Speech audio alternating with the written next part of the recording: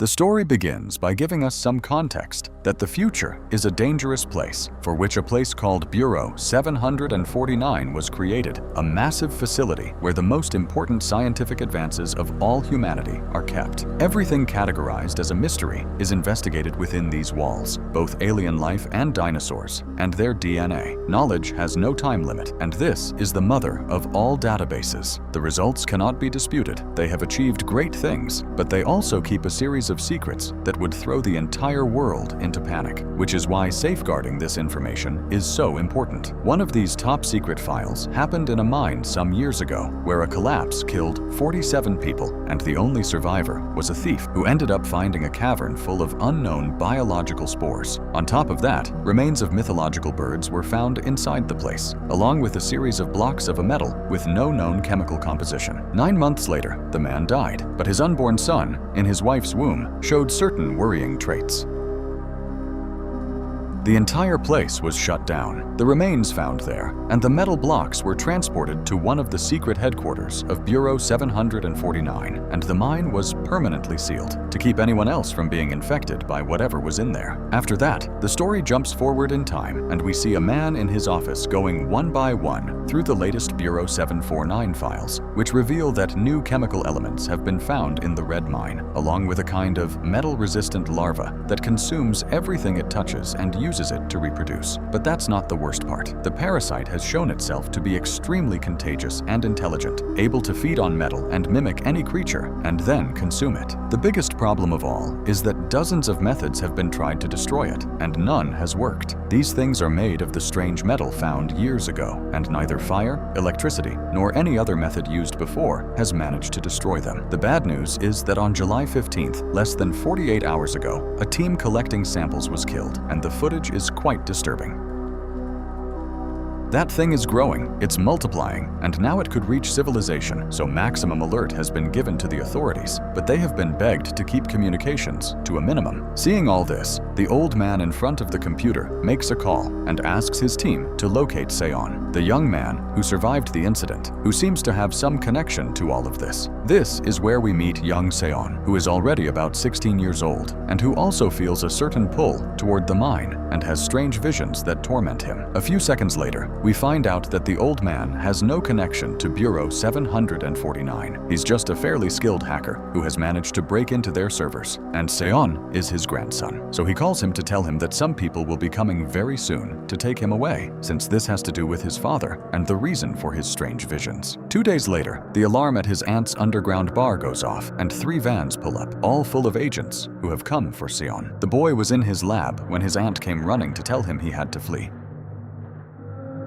The men search the whole lab and discover that the boy has been building some kind of improvised helicopter, but there's no sign of him, and they've arrived too late. Riding in a jeep, he and his aunt are getting away from there as fast as they can, but the agents manage to spot him using drones and block off the streets. So the young man has no choice but to use his skateboard to lose himself in the city for a couple of days, until it's safe to go back home. This is where we see a group of quite agile young people who call themselves the Whiskey Team, and who have set an ambush for Seon, managing to follow him slowly and waiting for the right moment to make their move. The young people are parkour experts, so there are rooftop chases included, and they're quite impressive. But the strangest thing is that wherever they go, a pink-haired girl always shows up taking photos of him, as if she could teleport or move very fast in some way. After risking his life on a huge jump and hurting his leg a little, Seon gains an advantage, since the rest of the team doesn't make the jump, and they let him escape.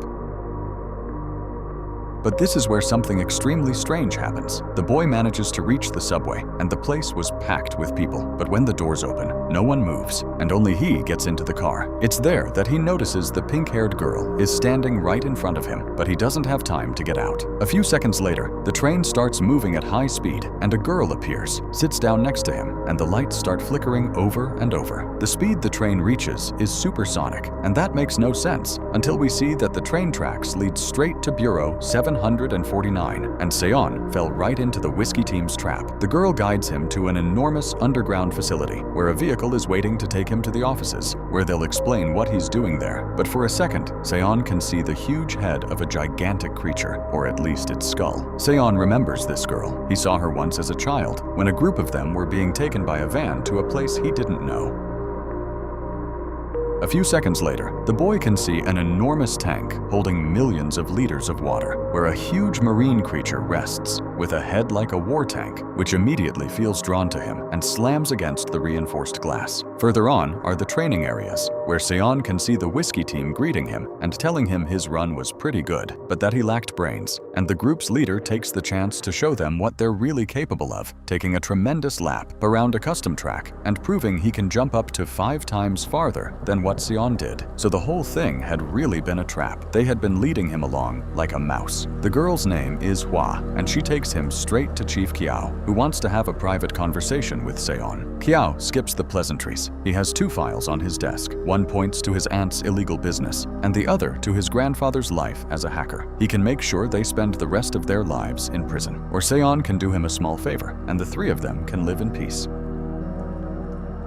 Without further ado, the boy is taken to a chamber where they put him in a suit just like the whiskey team's and send him off for the inaugural run. Basically, he has just been recruited, and Hwa immediately takes him to a sports area where they'll put his abilities to the test. There, they put a basic bomb-resistant suit on him so he can withstand what's coming. Seon doesn't know it, but every eye in Bureau 749 is on him. His test is being broadcast, and the rest of the recruits, as well as the maintenance crew, are watching it. A few seconds later, a door opens, and a huge remote-controlled sphere enters the court, hitting him with great force, so he realizes he has to dodge or die. The boy tries to reach the door, but it's locked, and to make matters worse, 2 more spheres have entered the court, putting his life in real danger. With every hit he takes, the suit sends his vital signs to the computer, and as long as they stay normal, the blows keep coming, until Seon realizes no one is coming to help him, and he finally needs to take things seriously. After managing to reach the chains on the ceiling and stay safe for a few seconds, a dozen mechanized spheres come in, and they use the surrounding nets to leap toward him, so he isn't even safe up high. And not only that, the spheres latch onto the chains and practically turn into flying battering rams, hitting Seon with a lot of force until the boy falls. Chief Kiao asks what level they're at, and his assistant tells him they've already reached level 5, which should have triggered the mutation, but it still hasn't happened. Although his team recommends stopping and trying again tomorrow, Chief Kiao gives the order to raise the difficulty to the max, and at that moment, the spheres climb onto the boy and start pressing down, trying to break his bones. This is where what they'd been waiting for finally happens, and a sleeping power awakens. Seon begins to channel it, and then unleashes a massive explosion, which throws the spheres in every direction and causes huge destruction throughout the place. Unfortunately, he passes out a second later, and when the medical team manages to reach him, they can see small wings emerge from his back and then retract back into his body.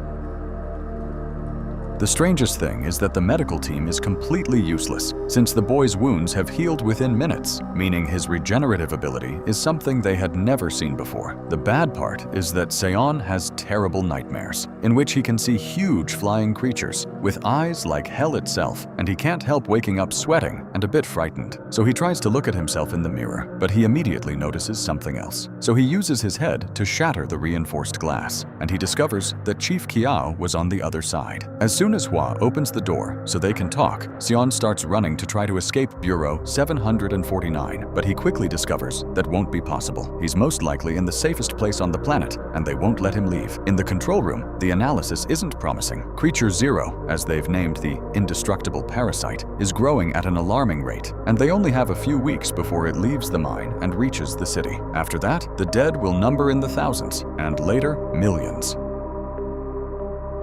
At that moment, the doctor shows up and reveals to Chief Kiao that the boy has been taking a kind of inhibitor for years, most likely given to him by his grandfather, to suppress the mutation, which is why the exercise took longer than expected, since most of the recruits released their power at level 3, and Seon needed level 10. At the same time, the whiskey team's leader, Jeon, is taking the boy for a walk to explain what they do there, since it's not just research, but that all of them have abilities that are used to protect the world whenever needed. And he introduces him to what could be called their ancestors, winged men, and then he takes him to the lab where he meets his enemy, a specimen of Creature Zero. There, the creature is jumping from one spot to another, showing no other intent, but when Seon enters the room, it presses itself against its side of the glass, as if it wanted to reach him. At that moment, Chief Kiao asks him if he's ever seen these things before, and the boy claims he hasn't, but the chief can tell he's lying.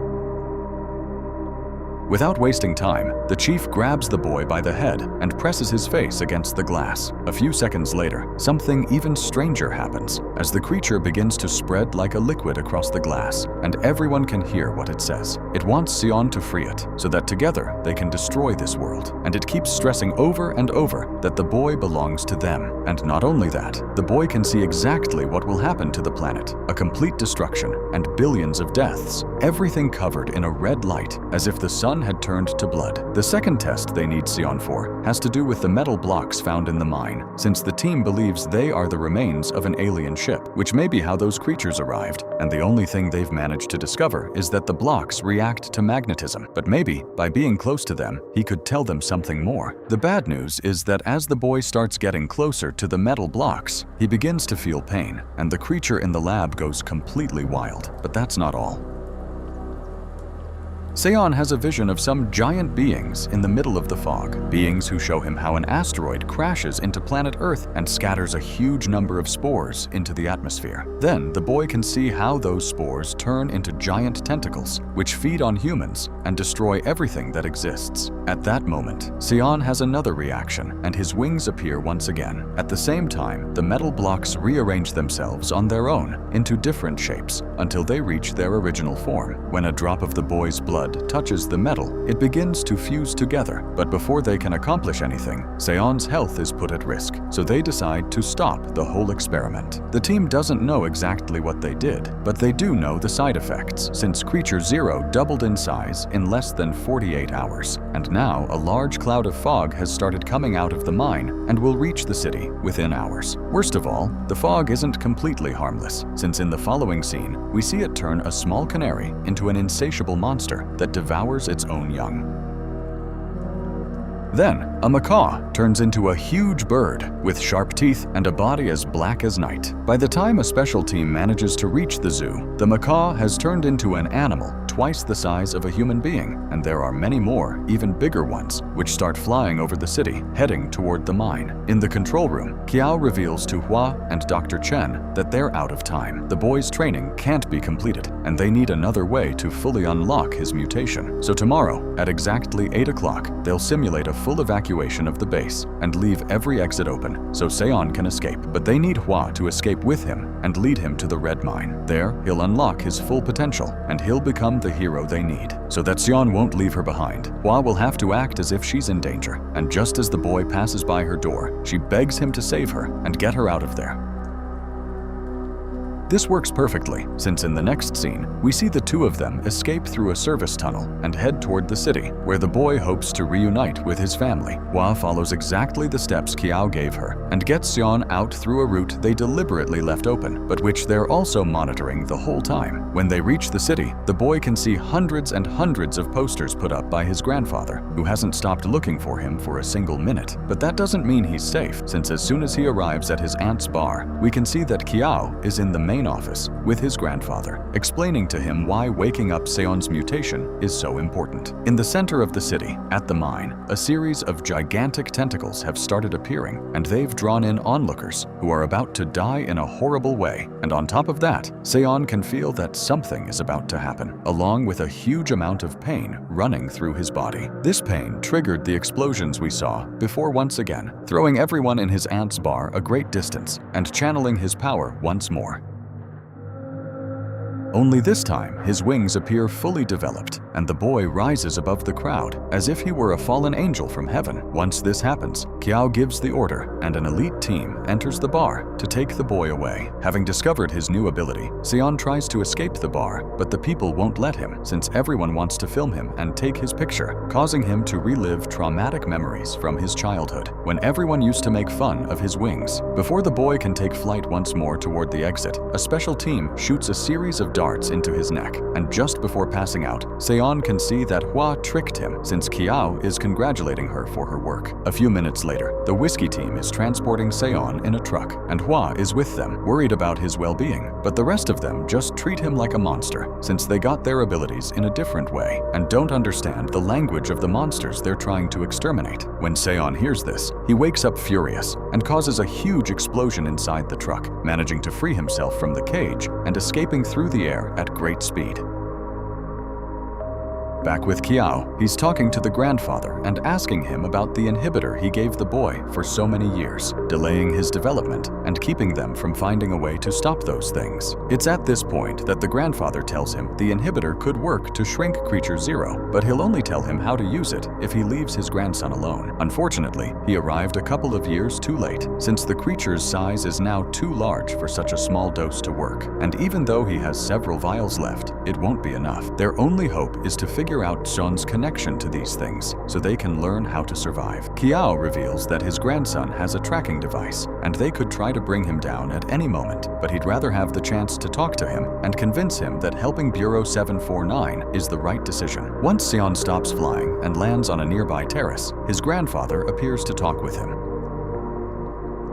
He explains that for years, he tried to keep his mutation hidden, but that he has to accept he isn't normal and never will be. He's special and has a much bigger destiny than any of the other idiots who used to bully him. He just has to accept it, and it's time for him to accept his responsibility. The whole world depends on it, and he'll be by his side every step of the way, no matter what happens. In the next scene, we can see Seon developing his wings even further once he accepts them as part of himself. The next morning, Kiao is looking over the results of last night's explosion and how the best members of the whiskey team are in the infirmary, unable to get up, and worst of all, he has no idea where Seon is, and the entire city has been covered by the fog. The only good news is that it seems to affect only animals, turning them into hideous, dangerous creatures, but in the case of humans, they seem to be immune for now, or maybe the vision was real, and humanity is destined to become food. A few seconds later, the massive destruction begins, and the tentacles push their way through the ground, reaching the city, turning entire buildings into rubble.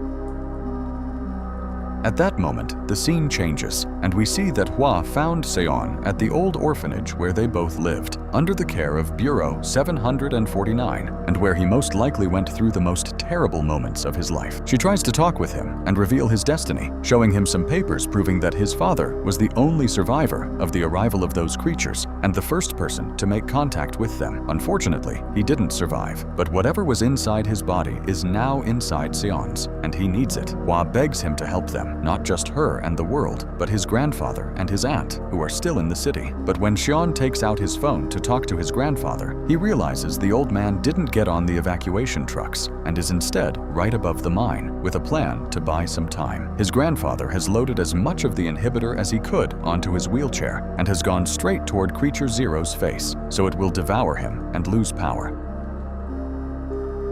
Shows up, using her helicopter, fully loaded with the inhibitor, and together they sacrifice themselves, crashing into the enormous creature. Once the inhibitor makes contact with Creature Zero, it suddenly stops, as if withering away, along with all the tentacles that were destroying the city at that moment. Right then, the scene changes, and we see Hua aboard her truck, driving at full speed with Seon. But the bad news is that every flying creature starts chasing them, and their size has doubled since the last time they were seen. Now every small bird in the whole city is the size of a pterodactyl, but with claws and teeth far more dangerous, and they're all coming for our protagonist. So Kiao gives the order for Bureau 749 to go out and protect them. But for that, they'll need time the kids don't have, since the creatures are attacking the truck and clinging to the metal with force, managing to shatter the glass and getting close to reaching Seon.